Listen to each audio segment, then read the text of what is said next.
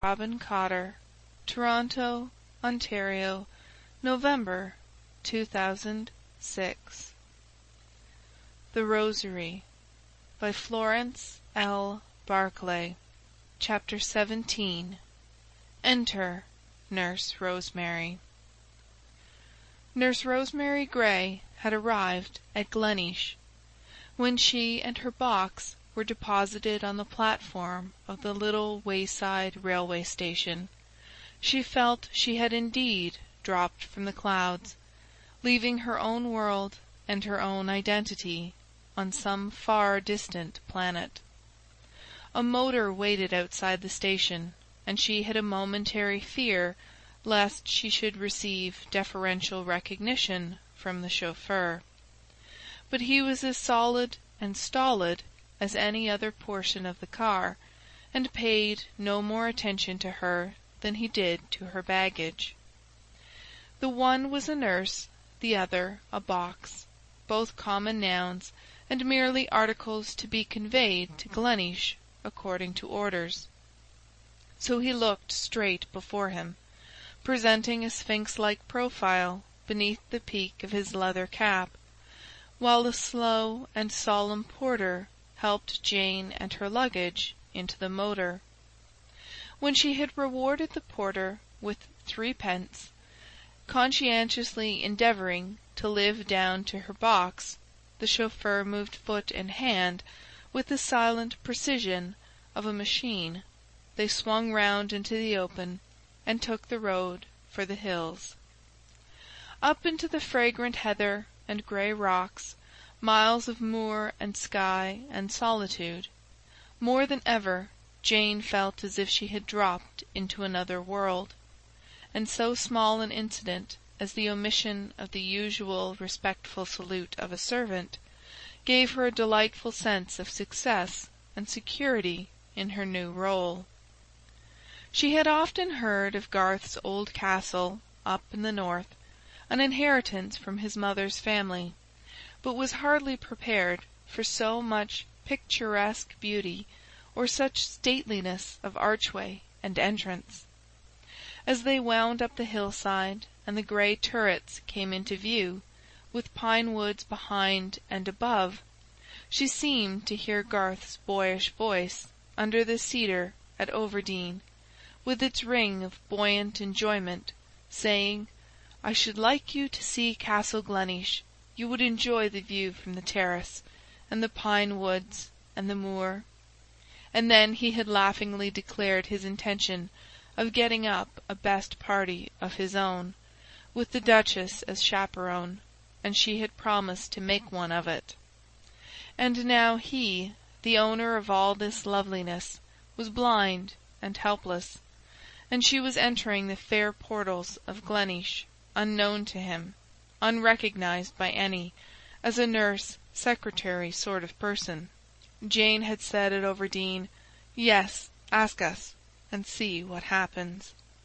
And now this was happening. What would happen next? Garth's man, Simpson, received her at the door, and again a possible danger was safely past. He had entered Garth's service within the last 3 years, and evidently did not know her by sight.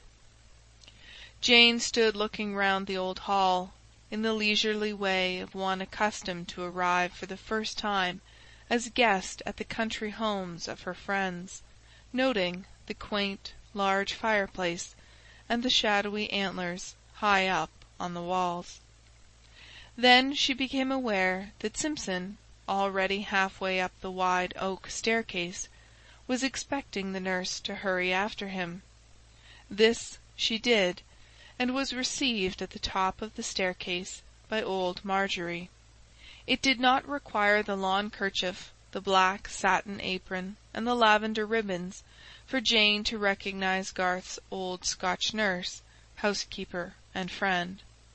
One glance at the grave, kindly face, wrinkled and rosy, a beautiful combination of perfect health and advancing years, was enough.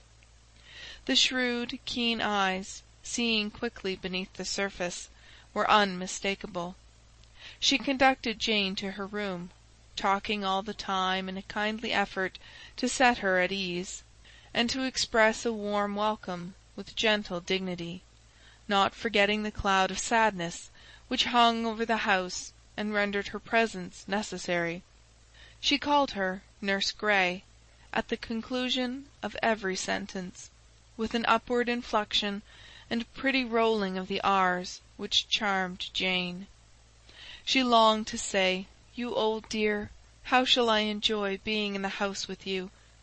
but remembered in time that a remark which would have been gratifying condescension on the part of the Honourable Jane Champion would be little short of impertinent familiarity from Nurse Rosemary Gray. So she followed meekly into the pretty room prepared for her, admired the chintz, answered questions about her night journey, admitted that she would be very glad of breakfast, but still more of a bath if convenient. And now bath and breakfast were both over, and Jane was standing beside the window in her room, looking down at the wonderful view and waiting until the local doctor should arrive and summon her to Garth's room.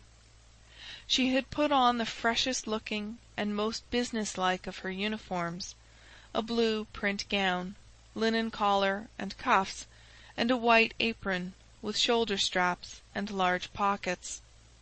She also wore the becoming cap belonging to one of the institutions to which she had once been for training.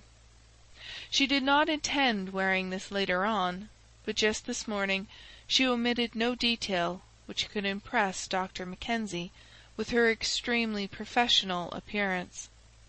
She was painfully conscious that the severe simplicity of her dress tended rather to add to her height, notwithstanding her low-heeled ward shoes with their noiseless rubber soles. She could but hope Derek would prove right as to the view Dr. Mackenzie would take.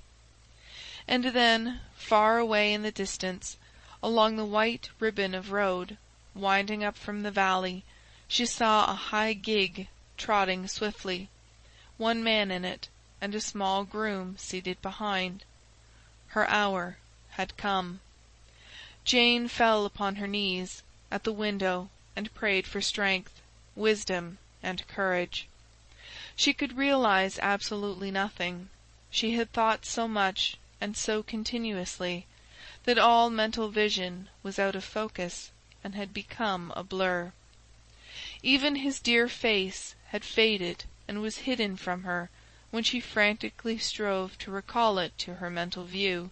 Only the actual fact remained clear, that in a few short minutes she would be taken to the room where he lay. She would see the face she had not seen since they stood together at the chancel step, the face from which the glad confidence slowly faded, a horror of chill disillusion taking its place. Anoint and cheer our soiled face with the abundance of thy grace. She would see that dear face, and he, sightless, would not see hers, but would be easily deluded into believing her to be someone else. The gig had turned the last bend of the road, and passed out of sight on its way to the front of the house. Jane rose and stood waiting. Suddenly she remembered 2 sentences of her conversation with Derek. She had said, "Shall I ever have the courage to carry it through?" And Derek had answered earnestly, "If you value your own eventual happiness and his, you will." A tap came at her door. Jane walked across the room and opened it. Simpson stood on the threshold. "Dr. Mackenzie is in the library, nurse," he said, "and wishes to see you there."